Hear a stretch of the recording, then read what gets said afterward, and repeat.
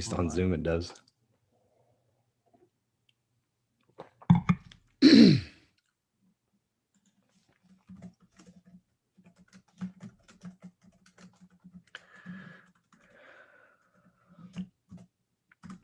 All right.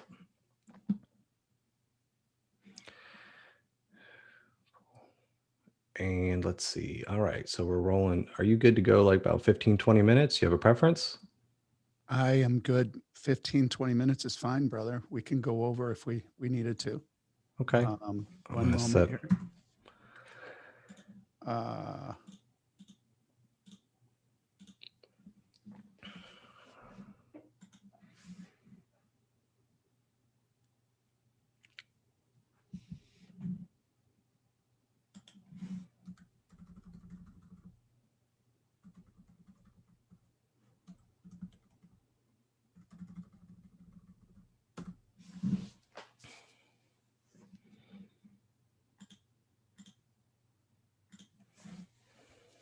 All right. I'm showing live on my end. Are you ready to go? Fantastic. I am ready to go, my friend. Awesome. Well, good morning, Tim. It shows that connection has timed out. Please try again on my end. You sure we're live? I tell you what, I do see, I see live on Zoom. I'm going to pull up your page. I do see, crud.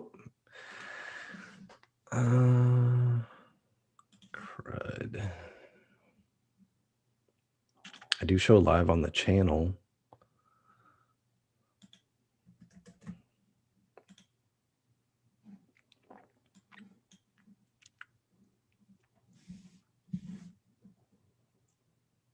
This is the worst part of going live is if anyone's watching and we are live, we don't know we're live. So this is a test. Bear with us. We're using new equipment and it is what it is. Multiple times we've gone live and it's like, actually, let's do this. Let's go to, yeah. Okay. My channel. Hang on, folks. Oh, it shows that we're live. I'm pulling up the video now. One moment here. We are live, dude.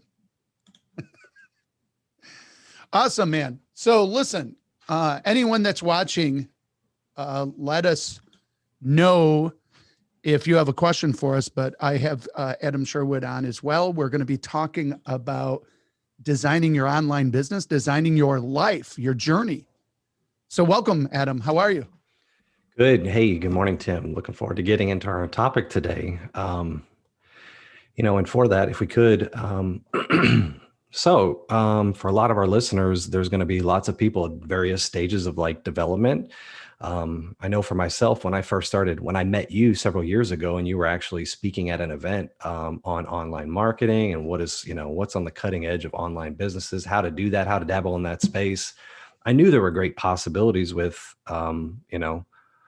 with coming online, scaling, doing all those things, but I just needed to find someone who knew more about that. And that's where I met you. And so, I think like myself entering that state, there's probably listeners today at all various stages that like, they have a similar interest and they want to put their stake in the online arena in a business in some fashion. And if you're looking at a lot of different people out there, there's lots of different avenues to do that. So if we could, maybe for the listener, if you would share a little bit about, what are, for the online creators, I know, sorry, I'm struggling here a little bit. There's a lot of actual different avenues that we could go. And so I was just trying to narrow down the, why don't we take, one of our passions, I know there's so many, but product creators from a standpoint of packaging your knowledge. So let's take, I think if we narrow it down to say like a coach or a consultant, say there's a coach or a consultant, how many of those do you know that like, they're using Zoom, they're trading time for hours and this and that, but they're stuck there and without getting more clients or more time, they can't go beyond their current income level. And so they're looking for other online tools or whatever to be able to break through that barrier. Yeah. What would you say to someone like that that's listening today? That's a great question. So here's what I would do. So long ago, and just to give an example of my journey. Okay. So we're talking about, designing your life's journey, right? So many people don't do that. So if you're tuning in, you gotta hone in on this. And I've seen so many people just stabbing, like imagine a dartboard and you're just throwing darts, right? And you're hoping they stick. I see a lot of people do that with their professional career. Like they have this dream of owning a company. So what I did is, I was working for a Fortune, I don't even know where Prudential Financial sits, but it's a Fortune 500, Fortune 100, whatever. And there's some security there, right? There's security. You got the job, you perform, and you get paid every week. But one of the things that bothered me as being a creator, and what do I mean by a creator? And sometimes I get questions like, well, Tim, I've got so many ideas. That's actually good. We'll talk about that in a minute. And then I have the people that say, you know what? I can't think of anything, right? They don't know what to do. I literally, not only me, but other business professionals, they will get the question of this. This is, in my opinion, there are bad questions. And this is one of them. What should I do? What should I do? Meaning, what kind of business should I own? It makes no sense. Like you should know. It's got to be a passion thing. And I am one of the passion finders, right? There are some people that say, no, you don't want to work your passion. Are you kidding me? Can you imagine you're a doctor and you hate being a doctor? Right? No, you want to be a doctor because you want to help people. Let's hope that's what they're doing, right? So at the end of the day, you do got to love what you're doing. I got to tell you, I do work 7 days a week, and sometimes that turns people off, meaning I don't want to do that. Well, if you love what you do, you don't mind it. Now, yesterday I took a day off, right? I worked my Saturday. I believe on winning my mornings and all. We're going to talk about that as well. So with a journey, you got to figure out what are the things that you love. So we're going to design this right now. What are the things that you love? I love teaching. Okay. I love negotiating, right? So it happened to be here, so I'm just going to show it. So I created this years ago before the power of the web. The web was starting to really get traction. This was in 97, 98. And I created a course mainly for like attorneys, and I'm not an attorney. How funny is that? But I had a fix for them. There was something that law firms were doing that I thought that's got to be hurting them. And it kept showing up, right? And that becomes a pain point, and it becomes if I have a solution for it and there's a demand, the keyword there, demand, there's got to be a demand for it. If there's a demand for it, you can create a business out of it. So the very first thing that you really need to do is, what do I know? What do I have? What do I have? And does the world really want it? So I tested it. Yeah. Would you speak a little bit more about that? So like, for example, like from that personal story, I know hearing those principles really helps me. And also just kind of like hearing, the story of what you went through personally really helps me connect the dots and understand it better so I can apply it to my own situation. So like, if you take that course, like what was take us through that. What was the initial knowledge that you had, the experiences you started having that started creating the awareness, and then how it got to the point of like delivering a course? So here I was in a financial industry. I worked for a company. It's called captive. It just means that you can only work for them. You can't work with a plethora of other companies. Like a stockbroker, if you're a stockbroker, you could be selling for multiple companies, right? Or doing trades. So with me, one of the problems that I was having is when you had a really good idea, you would submit it and it would take months for an approval. I needed to be faster than that. So there was that. The other thing is it didn't really help me with creativity, meaning here's what you got. Here's what you can offer. Like there was no creativity for it. So I was feeling empty. Does that make sense? Like, I'm on this tread machine And I just felt like if you saw the movie In Pursuant to Happiness, it felt a lot like that for me, right? Oh, As I was very poor as a kid and I grew up and I did this thing and I got into the professional world and had to learn a lot of things.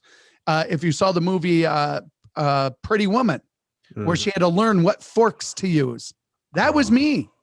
I had to do that. Like we went to an amazing function and it was a dining experience that had me feeling like a fish out of water.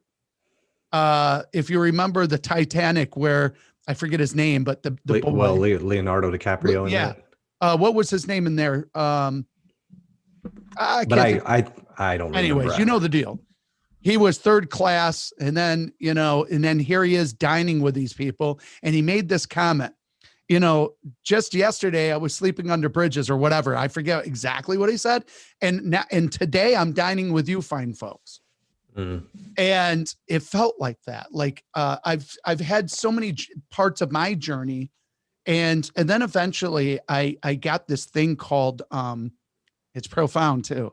I had this thing that came to me, for whatever reason, it came a little easy for me, but and it's called something that a lot of people have a hard time with. Can you guess what it could be? That opens up all doors. Meditation? Nope. Something that once you get, it opens up a lot of doors.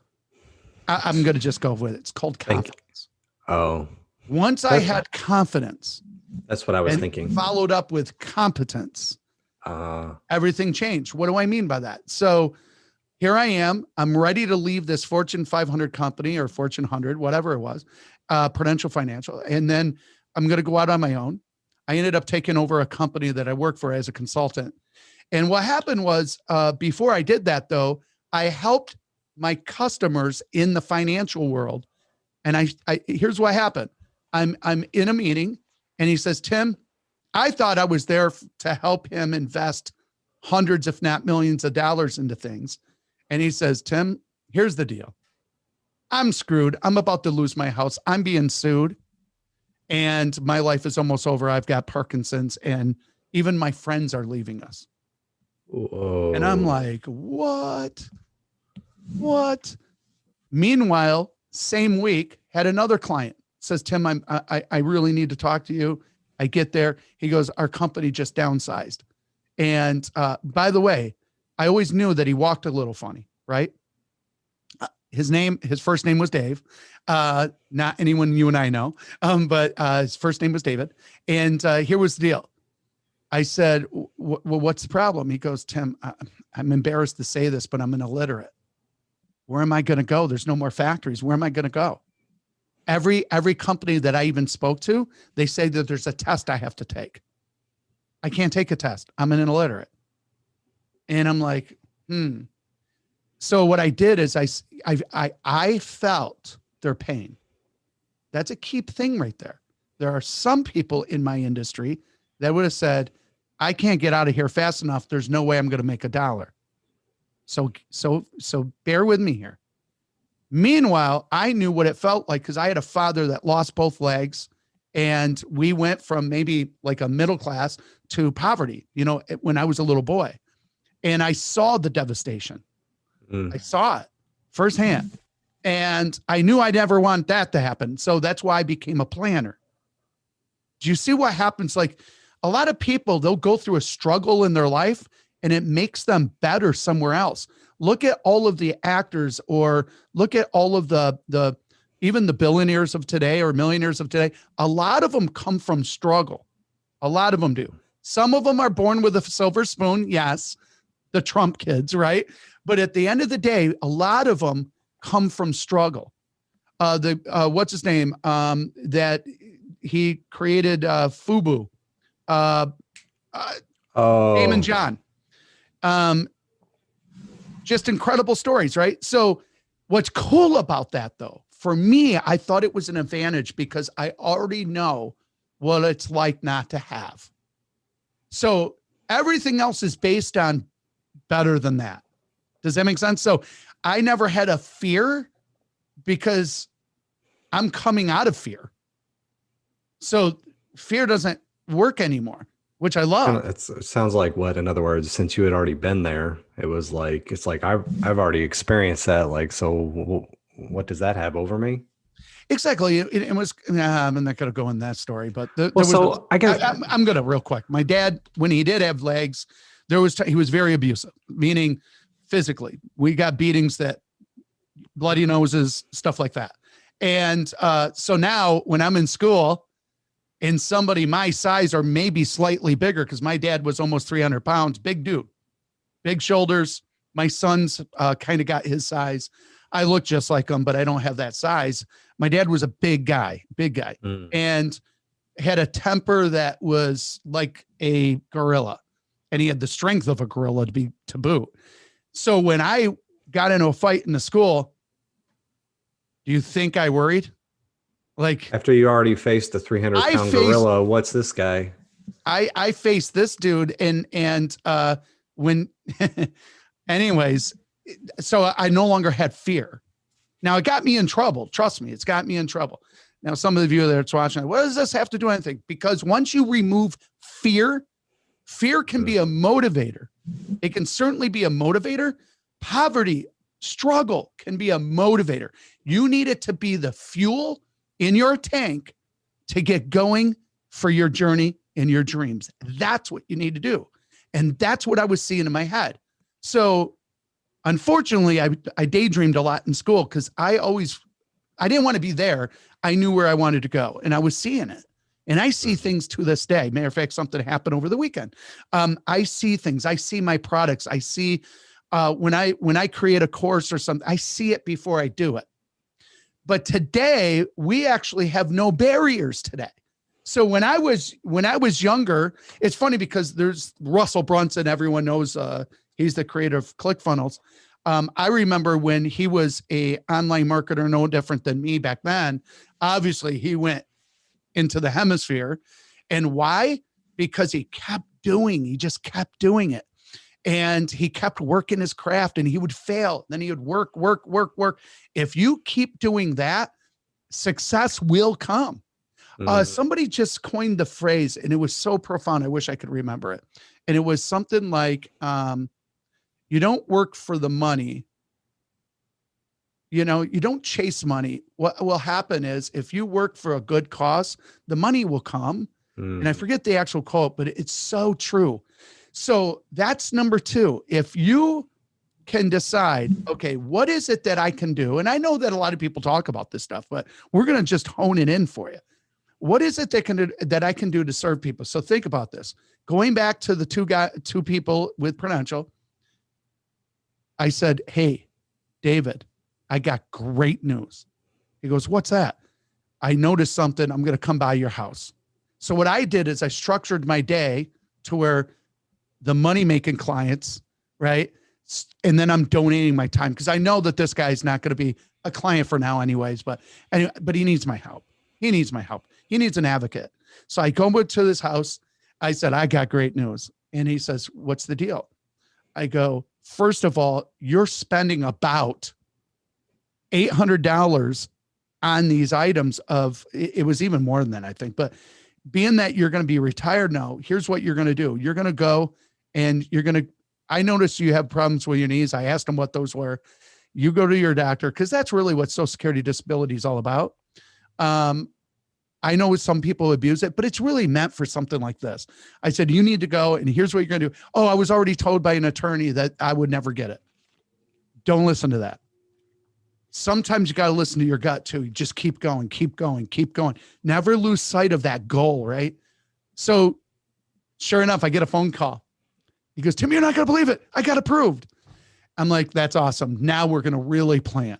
I go over there and I put everything on what's called automated disability. Now we have proof that he's disabled. Now get this, Prudential paid the tab for those things that he had because he had the insurance behind it that it can go on disability, and those premiums are paid for him. So not only is he increasing equity in these financial products, but he's no longer paying the $700-800, and one of them he could take a withdrawal from because he qualified. Get this, after I was done, this gentleman actually thought he was going to lose his home. He's going to have to sell, out of a job, blah, blah, blah. He actually was financially better off now than it was when he was working. Wow. So I thought, wow, this felt so good. I didn't make any money, but it just felt so Right. good. Mm. I was ringing the victory bell for him. Like I was like rejoicing, right? So then the other one that had Parkinson's and stuff, and I said, you know what?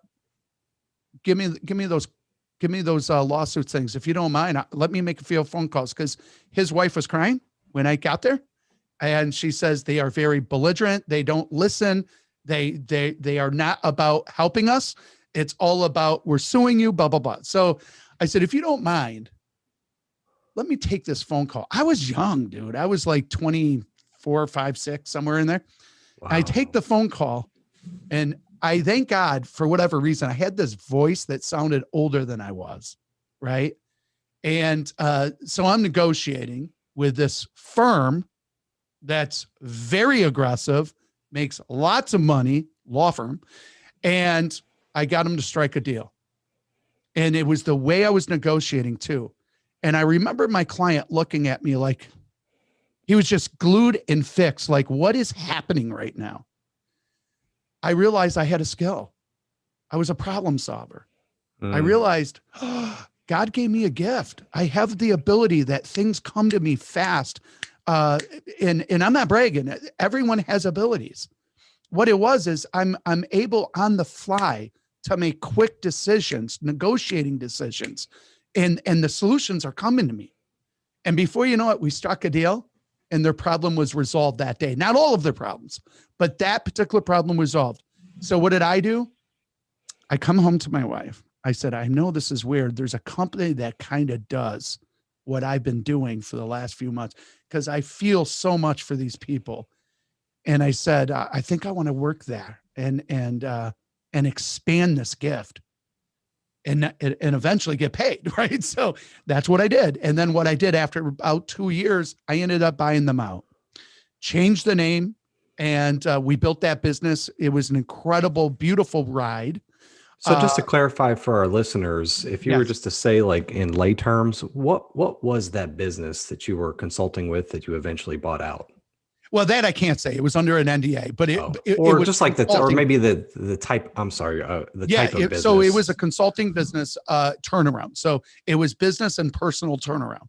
You being sued, your business is in trouble, all of these things. Because we found that even the businesses that were in trouble, 90% of the time it was this reason, 80% of the time it was this reason, 74% of the time it was this reason, 50% of the time it was this reason, and then so on and so forth. And what if you had seen those things consistently through businesses as a turnaround expert, you're able to go into these situations because you see them every day, and you're able to do things that other people can't do. And I just want to, if I can, for just like 15 seconds, just kind of highlight, so for those of you that are listening, you're like, well, I'm not in the financial service industry, or I don't do turnaround. And that's not the point. The point here is, like, for example, for you, I know when I hear with what you just shared, I hear all of a sudden these stories illuminate the breadcrumbs to your journey, that all of a sudden you're like, hey, you're a great problem solver. You're a planner. You have these negotiating skills, and all of a sudden life sends you an opportunity to help someone that all of a sudden translated from an awareness to you were helping people. That knowledge led you down a path, and eventually you were able to buy out a company and create a thriving business. And if you would, if you want to go somewhere else, that's fine. But at least I would appreciate if you landed the plane as it relates to, like, how did you get from there to that negotiation course that you just showed us?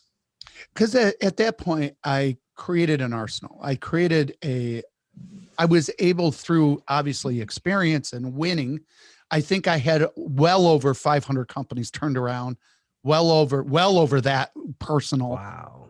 It was already a big deal. So matter of fact, my very first year opening my company, we hit 6 figures. Now, back then, that was big numbers. I was still young. And what was cool, dude, is I can't believe I said dude, but what was really cool was the fact that this wasn't like something I bought into. This wasn't something that was a franchise. We literally crafted this company, and there was only 2 in the United States at the time. They were called Arbitrators, right? And at that time, I just felt really proud of that. So at the end of the day, we got really good at this, and law firms were starting to send us deals because they failed and they didn't understand how we were doing what we were doing. I knew one of the main reasons was, as soon as a company hears of another law firm, they immediately are afraid of being sued. Therefore, it goes the legality way, meaning we're going to just send you things in the mail, and they have to respond, and they kind of do it that way. I don't think good negotiations can be done through the mail, right? You got to get them on the phone. I used to wear a headset. I used to wear out my carpet in my office. My carpet would be every 2 years, had to replace it because we'd wear it out, or I would wear it out. I had my staff trained to where when I had a case, it was really ironed out for me. They would brief me in, and then I would figure out if I could take it. Then I would meet with the customer. Then eventually I systemized that, meaning I would make it to where they could go online. That's what got me into tech. They would go online. It didn't exist, so we had to make it. And they would actually see me, and I would introduce myself, and then I would say stuff like this. Listen, I know what you're going through. I know what and I literally know it. I had similar situations with my parents when I was a kid. I knew what financial struggle was. I knew what it was like to see people be at the top and then fall and lose their friends and they're in their mind. Yeah. And yeah, you know what I mean? They're relating. So I'm relating the pain that they're feeling. I'm letting them know. We're law firms. They don't know that. And at the end of the day, they're like, you know what? This guy's got my back, because I really did. Right. I was there for them. Matter of fact, we would take on a percentage of cases a year, absolutely 100% free. I never gave that up. I learned it when I was at Peru, never gave it up because it felt good. And I never wanted somebody to just be, nope, I can't help you because, they didn't have the money. I wanted to be able to help them. And anyways, at the end of the day, we built this up. Then I started getting burned out. So I figured out a way to clone myself before it was officially called funnels and stuff like that. We were figuring this out. I learned how to code, and I'm doing stuff that way. And we made a really well-oiled machine. Then the epiphany hit when I was actually a trainer for over 2,000 students at the Loss Mitigation Institute, teaching the empathy, because a lot of people don't have it. So I had to teach empathy and also, what is it? Having an ethical approach, right? Because ethics is always a bad or good and bad in certain industries. And then I taught my negotiation strategies of how to win, blah, blah, blah. So we had 2,000 students.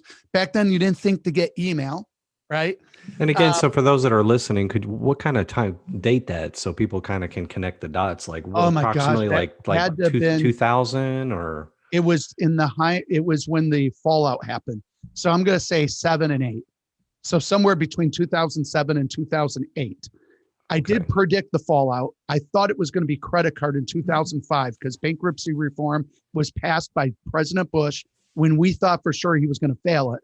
He passed it. So we knew something was coming. We knew a storm was coming. You got to be a great forecaster in business. And we're going to go back to the dream thing here in a minute, but you got to become a forecaster. You got to see things before they happen. I had a good, that's one thing I was blessed with.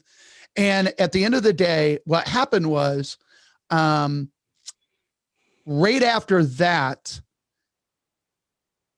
we had a law firm saying, too bad you didn't have a course on this. And it's like, and then I developed the course. And the way I did it back then was I did that free line even before it was taught to do it. I gave them a taste with a video. Video, folks, is everything today. Video is everything. So back then it was clunky. Okay. It was hard. Like when you would go online, I would have a URL and I wanted a no theme and nobody had it. There was no such thing. What do I mean by that? I wanted just a video in the center of a website in all white space or black space. That's all I want. So Just very simple, very focused. They can only do one thing for captive attention.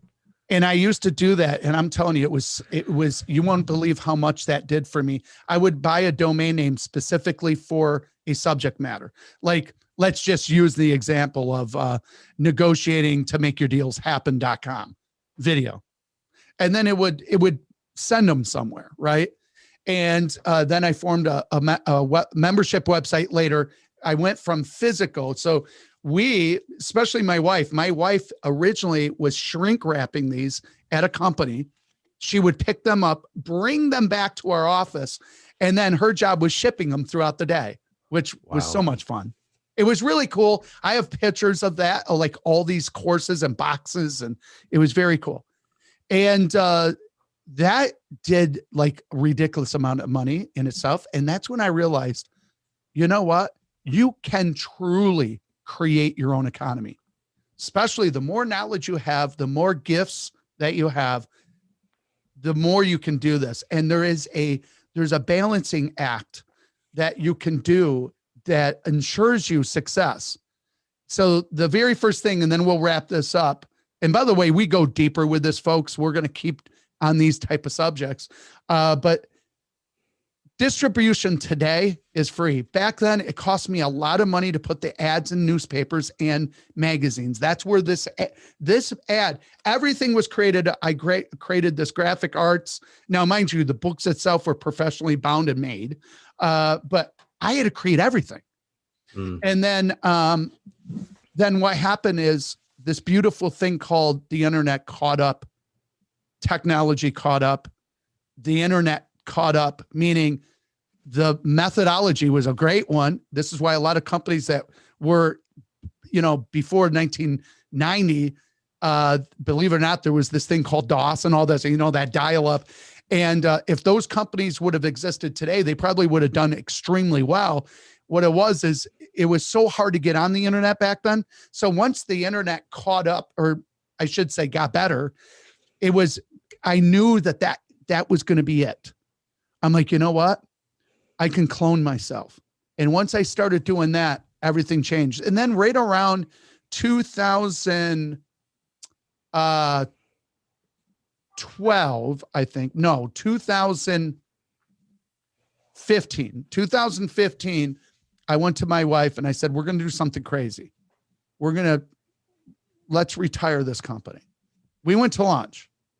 And we already downsized because my wife had a health scare and I wanted to see the beaches of the world. I no longer wanted to build this multi-million-dollar company anymore.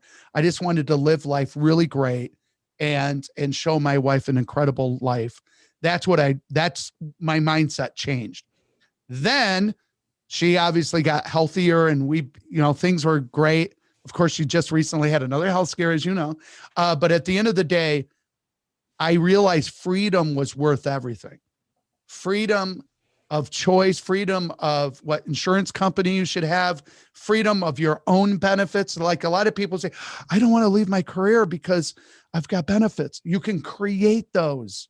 You can create your own benefits. We're in a freedom society now, right? Why is it that foreigners come over here? The number one earner in America by race, I think you and I talked about this before. Who do you think it is? Well, I would say Jewish people. I mean, or at least they seem to be the wealthiest from what I understand. They're not. It's now Chinese. So they come over here and you know why? They believe in the American dream. They don't listen to the barriers. They have no barriers. They have those blinders on and they are just determined. And that's what happens. So, and it's not just them. There's a broad spectrum of foreigners that come over, immigrants that come over, first generation immigrants that get here that become very successful because they understand the power of the dream. Just if you go to other countries and you see how hard it really is to make it, and then you see technically how easy it can be in America, that's really where, look at Gary Vaynerchuk. There's another example. His parents were first generation. Vanderchuck came over, Gary himself. He was a young boy when he came here, right? And look at them. Why? Because they understood what was put in front of them. You have to work really freaking hard, but you know what? If you keep at it, I just can't imagine you never not making it. So that's basically what we did. And then eventually I decided to really go the tech way. And I'm so glad I went down that journey. I was going to say, I know I know for me, the story has been immensely helpful. And I know there's more for the listener to connect the dots, and how does that come in today's age and how does that migrate? What do you say we turn that into like a two-parter, I think, and definitely hit on that. But it's amazing to see just, how all of a sudden how it started with your journey of just the problem to solving it, to helping some people, to an opportunity to take over a business, to cause it to thrive, to grow an attraction, to then begin speaking to students and packaging a course and reproducing and scaling yourself so that you could have greater impact. And then the piece you weave in on the backside that is so easily discounted today, but it's so important, is like, well, if you scale and you create this grand business, but it doesn't fit within the scope of the kind of life you want to live, the freedom lifestyle with your family, what do you have? And that was just all really good. I know I would love for our listeners on the next one to definitely bring that up to speed with some of the things that we do and what does that look like on the online climate. And so we can really, have a rubber meet the road. If you're a coach or you're a consultant, how do you craft your message? How do you find your audience? How do you, get that online and operational today? So and we do have links down below if you're interested. Listen, one thing you're going to get with myself especially, and I know with you, Adam, is the fact that we're about helping first, and money always comes later, and it's fine. That's the way to do it. I also will tell anyone that's listening, like, for instance, I'm a product creator, and now we're going to go into some physical stuff. But as you know, I have a video on this. There'll be a link in the show notes, or maybe in the video card after this live feed. Maybe we can share that. But I get these cube timers. I've got a few of them now, and I like speed. I can do a timer on my phone. Okay, I can do that. But these things, I just set it, tip it up. Oh, I need 2 minutes, set it down, 2 minutes. I need 20 minutes, that quick. Just, you flip it over and it sets the timer for you. So, I got the domain name. I had to buy it though. I mean, it was already taken. And so I paid a premium for it, but it's worth it. It's timercube.com. And we're having these made. Why? Because I believe in them that much. But what I'm going to do is make it even better. I'm not going to say what that is, because I saw some improvements that should have been made. Not only that, but we're going to put a program behind it. So it's not just you're going to get this timer. We're going to actually teach people how to effectively. I work on it, Adam, every day. Matter of fact, over the weekend, I had so much gratitude. I find that my gratitude every day is increased sevenfold in just the last year. When you have gratitude every day and you just know what your mission is, what your purpose is, everything changes. And I want to help people with that, because if you're right now listening, it's like, I don't even really know what I want to do, or I don't have confidence yet. Well, we got to get you that. That's number one. Number two, I want you to look within and say, what do I have that people want? What do I have that people always ask me all the time, like that I'm good at, right? Or are you good at creating things? Like, for instance, I know of somebody right now that's really good at creating grills, like barbecue grills. Very lucrative business. Yes, it's very okay. So if you can make something special about your grill, think of the Keurig. Keurig? No, I think it's called the Keurig grill. It's a pellet stove grill. That's what made them different. It takes pellets, right? There's so many different things that you could do, the variants. Now, that said, that's going to be more of expensive getting into the game, right? The expensive steel and all these things that you have to do to make that work. If it's digital, you got an idea or a course, man, your entry level is very small, right? But today, distribution is free. Facebook, YouTube, you have so much distribution channels today, which we're, by the way, a little late at, but it's never too late. Your distribution is so much easier today. Back in the day, you had to pay for an infomercial, 100,000. Usually that was the minimum to get in, right? Wow. For an infomercial. And get this, you don't even know if it's good or not. How are you going to test it, right? Today, you can actually test any product before you actually make it. How cool is that? Very to see if the cool. world wants it, which obviously we teach that as well. But all right, listen, we're coming up. We went a little longer today, which was fun. This is our first live, folks. If you catch this, our first live on YouTube. How weird and cool is that at the same time? Very. Anything else that you want to discuss? I just want to say, hey, any of you that are watching, hey, thanks for watching. Hope you found some value from this. And also just want to invite you to connect with us on our Facebook group, a Link Boss, which will have a note in the video below for you to do that. So thank you for watching and look forward to continuing the dialogue. Awesome, Adam. Hey, everybody. Thank you. And you'll see us come live every week. And we're going to choose our time. So if you want to be notified, first subscribe, hit that notification so that you get notified. And we will always premiere, meaning we'll let you know when we're going to go live. If you have questions for us, if you want to learn more about us, go to the channel. You can learn on stuff that we have done.